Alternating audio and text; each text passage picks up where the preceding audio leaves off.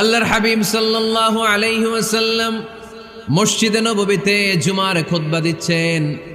খুতবা চলাকালীন সময়ে এক সাহাবী এসে মসজিদের মধ্যে বসে পড়লেন। আল্লাহর হাবিব সাল্লাল্লাহু আলাইহি ওয়াসাল্লাম সাহাবীরে বললেন, দাঁড়াও। সাহাবী দাঁড়ালেন। আল্লাহর নবী জিজ্ঞেস করলেন, কেন বসে বললা? 2 রাকাত পড়ছো নাকি? সাহাবী বলে, পড়ি নাই। বিশ্বনবী বললেন, তাহলে তাড়াতাড়ি 2 রাকাত নামাজ পড়ে বসে যাও। সুবহানাল্লাহ পড়ে। 2 রাকাত পড়ো নাই তো পড়ো, দাঁড়াও, তারপরে বসো। দেখেন, খুতবা চলাকালীন সময়ে আমাদের খতিবরা কখনো খুতবা থামায়? কথা বুঝেন নাই? জুমার খুতবা আপনারা শুনেন না? খুতবা চলতেছে, ওই মুহূর্তে ইমাম সাহেবরা কখনো খুতবা থামায়? মাঝখানে কোনো ঝামেলা হলে থামায় না। প্রথম খুতবা শেষ, বসে, তারপরে দ্বিতীয় খুতবা। খুতবার মাঝখানে কোনো থামাথামি নাই। কিন্তু আল্লাহর হাবিব সাল্লাল্লাহু আলাইহি সাল্লাম কেমন খতিব ছিলেন দেখেন।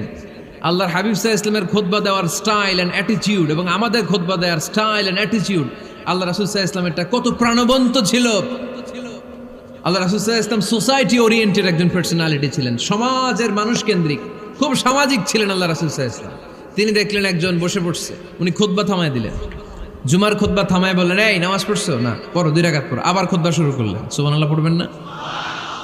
একবার তিনি খুতবা দিচ্ছেন, দেখলেন আল্লাহ রাসূল সাল্লাল্লাহু আলাইহি ওয়াসাল্লামের 2 জন নাতি হাসান আর হুসাইন রাদিয়াল্লাহু তাআলা আনহুমা, ছোট্ট মানুষ, কাতারের ভিতরে ঢুকে কোন সাহাবী টুপি টান দেয়, কারো পাগড়ি ধরে টান দেয়, একজন এদিকে দৌড় দেয়, আরেকজন ওদিকে দৌড় দেয়। মসজিদে একটা ডিস্টার্ব হচ্ছে। আল্লাহর হাবিব সাল্লাল্লাহু আলাইহি ওয়াসাল্লাম খুতবা থামিয়ে দিলেন।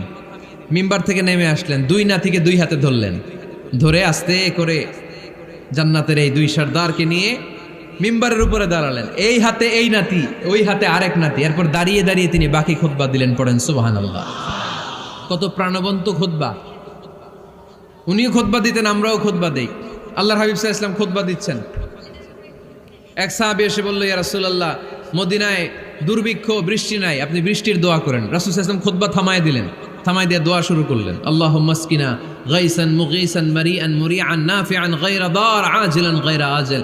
আল্লাহ, উপকারে বৃষ্টি দেন, যে বৃষ্টিতে আমাদের ফসল জন্মাবে, সবুজ ঘাস লতা পাতা জন্মাবে, আমাদের গবাদি পশুর রিজিক বাড়বে, এরকম উপকারী বৃষ্টি আমাদেরকে দিয়ে মদিনাটারে ধন্য করে দেন। বৃষ্টি শুরু হলো। জুমাবার বৃষ্টি, শনি রবি সোম মঙ্গল বুধ বৃহস্পতি শুক্র, টানা 7 দিন বৃষ্টি। এবার বৃষ্টির চোটে মদিনায় বন্যা হয়ে গেছে। এতদিনে দুর্ভিক্ষ, এতদিনে কি? এখন বৃষ্টির বরকতের দোয়া করছে, বৃষ্টিতে এবার বন্যা। যেই সাহাবী বৃষ্টির জন্য দোয়া করতে বলেছিলেন, পরের জুমাবারের খুতবার সময় এসে ওই সাহাবী বলেন, ইয়া রাসূলুল্লাহ, আবার খুতবার মাঝখানে, ইয়া রাসূলুল্লাহ, আর বৃষ্টির দরকার নাই, আর দরকার নেই, এবার বৃষ্টি বন্ধের দোয়া করেন। আল্লাহর হাবিব সাল্লাল্লাহু আলাইহি ওয়াসাল্লাম খুতবা থামিয়ে আবার